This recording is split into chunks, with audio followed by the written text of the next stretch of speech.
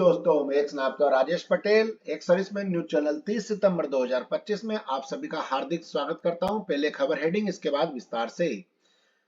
Blocking and unblocking ECHS card नया procedure जारी। दिवाली पर एडवांस पे बोनस 17,551 का लेटर जारी। आज दो खुशखबरी, पेंशन खातों में क्रेडिट शुरू, डीए 60% आंकड़े।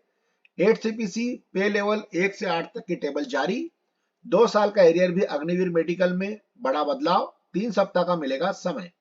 आंदोलन में पूर्व सैनिक की मौत, राजनीति शुरू। और IB security assistant ex serviceman jobs update और उनके एडमिट कार्ड की डिटेल्स। अब खबर विस्तार से।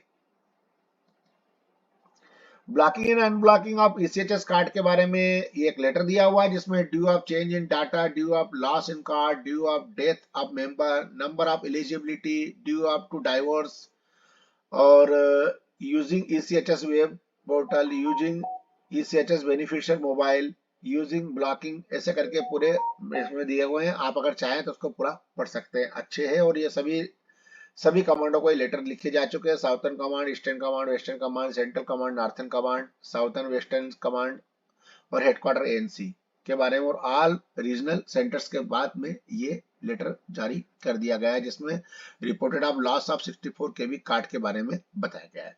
नेक्स्ट खबर, ये भी उसी का मामला है पूरा, जो आगे तक दे रखा है कि change the data has been entitlement of ESM if payment for the repayment of the card due the loss has been made.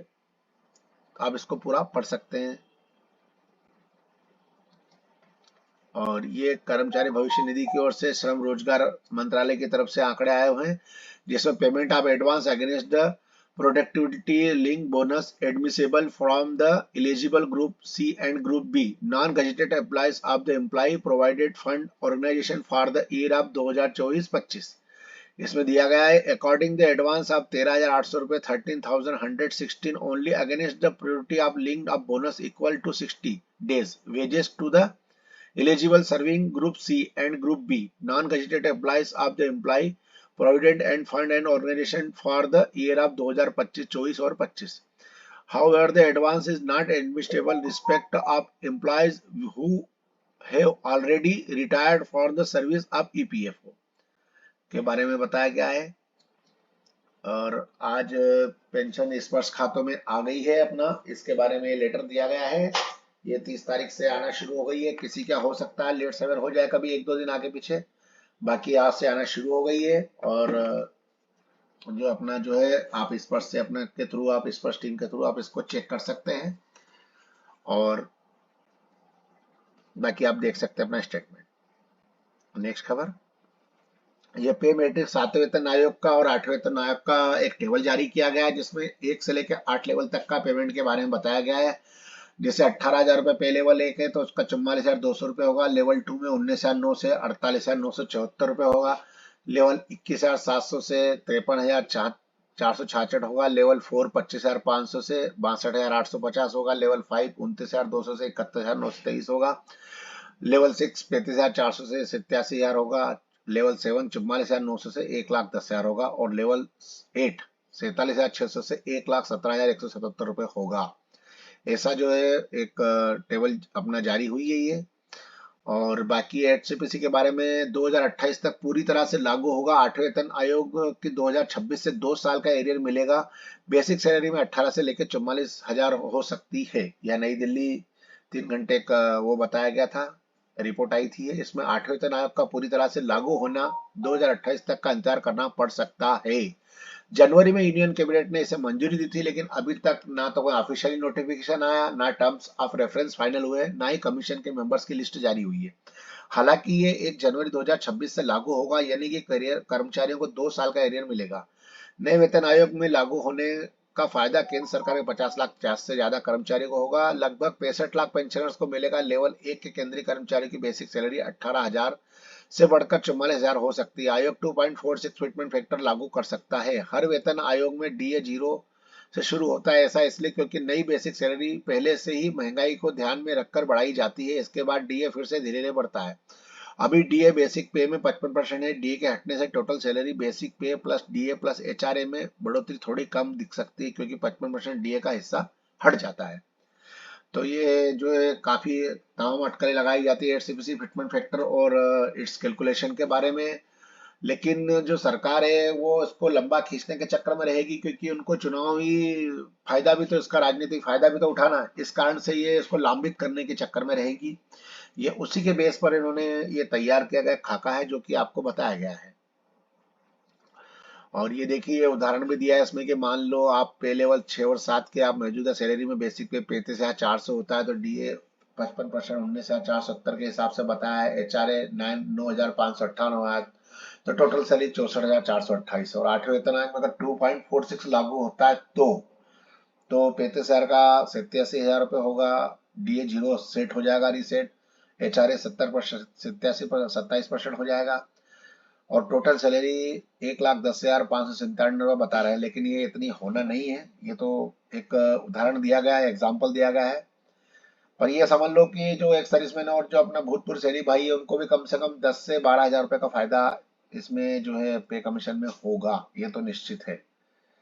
बाकी देखो सरकार का कब तक क्या होता है। ये सरकार बड़ी तेज है और ये चाहती है कि भाई जितना लेट जाए उतना अच्छा है, क्योंकि इनको उनका फायदा भी उठाना है।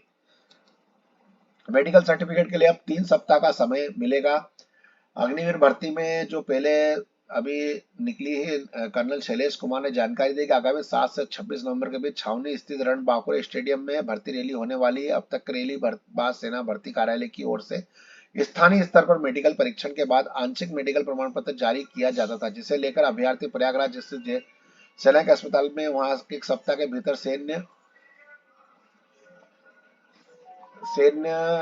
लेकर अभ्यर्थी प्रयाग स्थित सेना अस्पताल जाते थे। वहां एक सप्ताह के भीतर सैन्य अस्पताल जारी मेडिकल प्रमाण पत्र लाना होता था। हालांकि इस बार अब समय बढ़कर 3 हो गया। अभ्यर्थियों को छोटे मोटे रोग, खासकर त्वचा संबंधी, नाक, गला आदि मौसमी बीमारियां होती है, उसके कारण उन्हें अनफिट घोषित कर दिया था। अब उन्हें फिट होने का पर्याप्त समय मिलेगा। वाराणसी भर्ती क्षेत्र के अंतर्गत बनारस, जौनपुर, गाजीपुर, चंदौली, मऊ, बलिया, आजमगढ़, सोनभद्र के सहित 12 जिले 58,646 आवेदन प्राप्त हुए थे, जिसमें लिखित परीक्षा में 18,517 अभ्यर्थी सफल घोषित हुए, जो रैली में शामिल होंगे। और लद्दाख हिंसा में पूर्व सैनिक त्सवांग थारचिन की मौत पर जयराम रमेश ने जताया दुख। ये लद्दाख में जो पूर्व सैनिक हमारे की एक मौत हो गई, जिसमें जयराम रमेश प्रकार ने केंद्र सरकार की नीतियों पर सवाल उठाते हुए इसे पीड़ादायक और आक्रोशजनक बताया है। और रमेश ने सोशल मीडिया के प्लेटफॉर्म पर पूर्व सैनिक थॉन्ग सिंह सियाचिन ग्लेशियर की सेवा की थी और कारगिल युद्ध में बहादुरी से लड़े थे। उनके पिता भी भारतीय सेना में सेवा दे चुके हैं। थॉन्ग स्वांग थारचिन लद्दाख की 6ठी अनुसूचित दर्जा दिलाने के लिए शांतिपूर्ण ढंग से आंदोलन कर रहे थे। अत्यंत पीड़ा और आक्रोश की बात है कि 5 दिन पहले आंदोलनकारियों पर हुई गोलीबारी में 3 अन्य लोगों के साथ उनकी भी मृत्यु हो गई है। उल्लेखनीय कि 24 सितंबर को ले एपेक्स दौरान हिंसक इस दौरान हुई है और पुलिस के साथ झड़प में 4 लोगों की मौत हुई, 80 से अधिक लोग घायल हुए। लद्दाख के लंबे समय से पूर्ण राज्य का 6ठी अनुसूची का और लोकसभा शीर्ष स्तरीय नौकरियां एवं जमीन की सुरक्षा की मांग कर रहे हैं। ये भी अब जयराम जी को अब दिखाई दे रहा है कि पूर्व सैनिक की मौत हो गई है या ये हो गया है। तो भैया आप भी तो इतने सालों से सरकार में थे, जब केंद्र सरकार में थे, जब आपने क्या किया सैनिकों के लिए बताओ। अभी खाली सिर्फ एक हमारे भाई सैनिक की मौत हो गई है तो उसके ऊपर आप राजनीति करना शुरू कर रहे हैं। बहुत ही दयनीय और निंदनीय बात है ये।